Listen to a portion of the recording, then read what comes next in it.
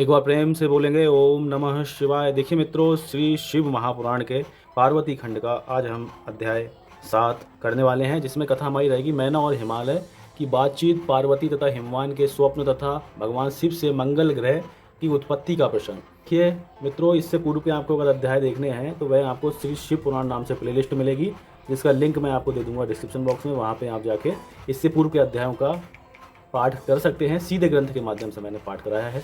यहाँ देखिए, इस अध्याय को हम करने जा रहे हैं। ब्रह्मा जी कहते हैं, नारद, जब तुम स्वर्गलोक को चले गए तब से कुछ काल और व्यतीत हो जाने पर एक दिन मैना ने हिमवान के निकट जाकर उन्हें प्रणाम किया। फिर खड़ी हो गई कामनी मैना अपने पति से विनयपूर्वक बोली।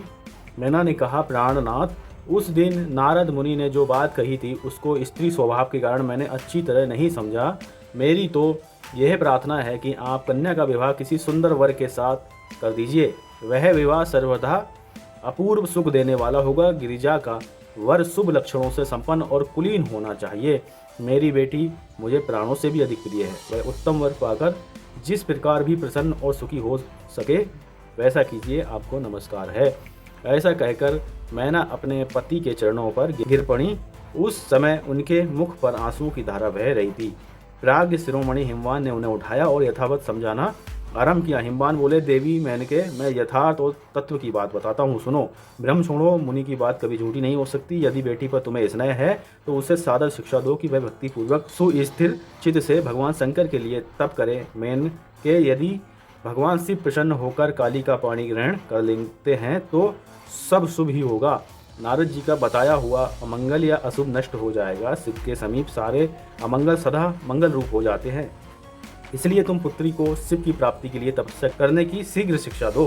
ब्रह्मा जी कहते हैं, नारद, हिमवान की यह बात सुनकर मैना को बड़ी प्रसन्नता हुई। वे तपस्या में रुचि उत्पन्न करने के लिए पुत्री को उपदेश देने के निमित्त उसके पास पहुंची, परंतु बेटी के सुकुमार अंग पर दृष्टिपात करके मैना के मन में बड़ी व्यथा हुई। उनके दोनों नेत्रों में तुरंत आंसू भर आए। फिर तो गिरिप्रिया मैना में अपनी पुत्री को उपदेश देने की शक्ति नहीं रह गई।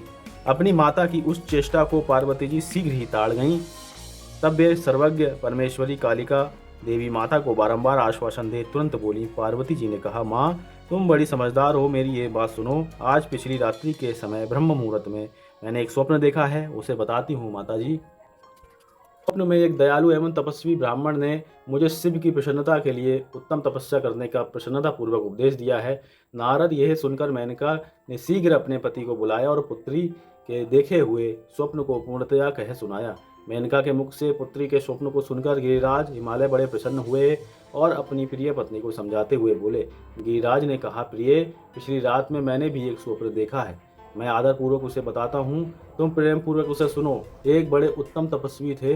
नारद जी ने वर के जैसे लक्षण बताए थे उन्हीं लक्षणों से युक्त शरीर को उन्होंने धारण कर रखा था। वे बड़ी प्रसन्नता के साथ मेरे नगर के निकट तपस्या करने के लिए आए। उन्हें देखकर मुझे बड़ा हर्ष हुआ और मैं अपनी पुत्री को साथ लेकर उनके पास गया। उस समय मुझे ज्ञात हुआ कि नारद जी के बताए हुए वर भगवान शंभु ये ही हैं। तब मैंने उन तपस्वी की सेवा के लिए अपनी पुत्री को उपदेश देकर उनसे भी प्रार्थना की कि वे इसकी सेवा स्वीकार करें, परंतु उस समय उन्होंने मेरी बात नहीं मानी। इतने में ही वहाँ सांख्य और वेदांत के अनुसार बहुत बड़ा विवाद छिड़ गया। तदंतर उनकी आज्ञा से मेरी बेटी वहीं रह गई और अपने हृदय में उन्हीं की कामना रखकर भक्तिपूर्वक उनकी सेवा करने लगी। सुमुखी, यही मेरा देखा हुआ स्वप्न है जिसे मैंने तुम्हें बता दिया। तब प्रिय, मैंने कुछ काल तक इस स्वप्न के फल की परीक्षा या प्रतीक्षा करनी चाहिए। इस समय यही उचित जान पड़ता है। तुम निश्चित समझो, यही मेरा विचार है। ब्रह्मा जी कहते हैं, मुनीश्वर नारद ऐसा कहकर गिरिराज हिमवान और मेनका शुद्ध हृदय से उस स्वप्न के फल की परीक्षा एवं प्रतीक्षा करने लगे। देवऋषि शिव भक्त शिरोमणि भगवान शंकर का यश परम पावन मंगलकारी भक्तिवर्धक और उत्तम है। तुम इसे आदरपूर्वक सुनो। दक्ष यज्ञ से अपने निवास स्थान कैलाश पर्वत पर आकर भगवान शंभु प्रिया विरह से कातर हो गए और प्राणों से भी अधिक प्यारी सती देवी का हृदय से चिंतन करने लगे। अपने पार्षदों को बुलाकर सती के लिए शोक करते हुए उनके प्रेम वर्धक गुणों का अत्यंत प्रीतिपूर्वक वर्णन करने लगे। ये सब उन्होंने संसारी गति को दिखाने के लिए किया। फिर गृहस्थ आश्रम की सुंदर स्थिति तथा नीति रीति का परित्याग करके वे दिगंबर हो गए और सब लोगों में उन्मत्त की भांति भ्रमण करने लगे। लीला कुशल होने के कारण विरही की अवस्था का प्रदर्शन करने लगे। सती के विरह से दुखित हो कभी भी उनका, ये देखिए समाधिस्थ भगवान कैलाशपति, देखिए कितना सुंदर सा यहाँ पे भगवान भोलेनाथ जी का दृश्य है। तो देखिए आगे कथा है। दर्शन पाकर भक्त कल्याणकारी भगवान शंकर पुनः कैलाश गिरी पर लौट आए और मन को यत्नपूर्वक एकाग्र करके उन्होंने समाधि लगा ली, जो समस्त दुखों का नाश करने वाली है। समाधि में वे अविनाशी स्वरूप का दर्शन करने लगे। इस तरह 3 गुणों से रहित हुए भगवान शिव चिरकाल तक सुस्थिर भाव से समाधि लगाए बैठे रहे। वे प्रभु स्वयं ही माया के अधिपति निर्विकार परब्रह्म। तदंतर जब असंख्य वर्ष व्यतीत हो गए तब उन्होंने समाधि छोड़ी। उसके बाद तुरंत ही जो चरित्र हुआ उसे मैं तुम्हें बताता हूँ। भगवान शिव के ललाट से उस समय श्रम जनित पसीने की एक बूंद पृथ्वी पर गिरी और तत्काल एक शिशु के रूप में परिणत हो गई। उन्हें उस बालक के 4 भुजाएं थीं, शरीर की कांति लाल थी, आकार मनोहर था। दिव्य द्युति से दीप्तमान वह शोभाशाली बालक अत्यंत दुस्साह तेज से संपन्न था। तथापि उस समय लोकाचार परायण परमेश्वर शिव के आगे वह साधारण शिशु की भांति रोने लगा। ये देख पृथ्वी भगवान शंकर से भय मान उत्तम बुद्धि से विचार करने के पश्चात सुंदरी स्त्री का रूप धारण करके वहीं प्रकट हो गई। उन्होंने उस सुंदर बालक को तुरंत उठाकर अपनी गोद में रख लिया और अपने ऊपर प्रकट होने वाले दूध को ही स्तन्य के रूप में उसे पिलाने लगी। उन्होंने स्नेह से उसका मुंह चूमा और अपना ही बालक मान हंस हंस कर उसे खिलाने लगी। परमेश्वर शिव का हित साधन करने वाली पृथ्वी देवी सच्चे भाव से स्वयं उनकी माता बन गईं। संसार सृष्टि करने वाले परम कौतुकी एवं विद्वान अंतर्यामी शंभु वह चरित्र देखकर हंस पड़े और पृथ्वी को पहचान कर उनसे बोले, धरणी तुम धन्य हो, मेरे इस पुत्र का प्रेम पूर्वक पालन करो।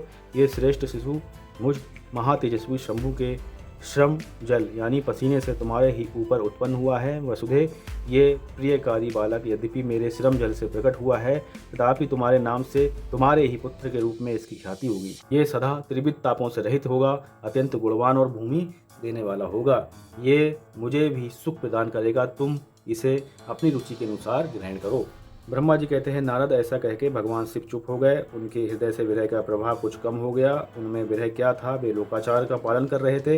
वास्तव में सत्पुरुषों के प्रिय श्री रुद्रदेव निर्विकार परमात्मा ही हैं। शिव की उपयुक्त आज्ञा को सिरोधार करके पुत्र सहित पृथ्वी देवी शीघ्र ही अपने स्थान को चली गई थीं। उन्हें आत्यंतिक सुख मिला। वह बालक भौम नाम से प्रसिद्ध हो युवा होने पर तुरंत काशी चला गया और वहाँ उसने दीर्घकाल तक भगवान शंकर की सेवा की। विश्वनाथ जी की कृपा से ग्रह की पदवी पाकर वे भूमि कुमार शीघ्र ही श्रेष्ठ एवं दिव्य लोक में चले गए, जो शुक्र लोक से परे है। इस प्रकार ये अध्याय आप पे संपन्न हुआ। अगले अध्याय में ये वाली कथा रहेगी जिसमें भगवान शिव का गंगा अवतरण तीर्थ में तपस्या के लिए आना। एक बार प्रेम से बोलिए ओम नमः शिवाय।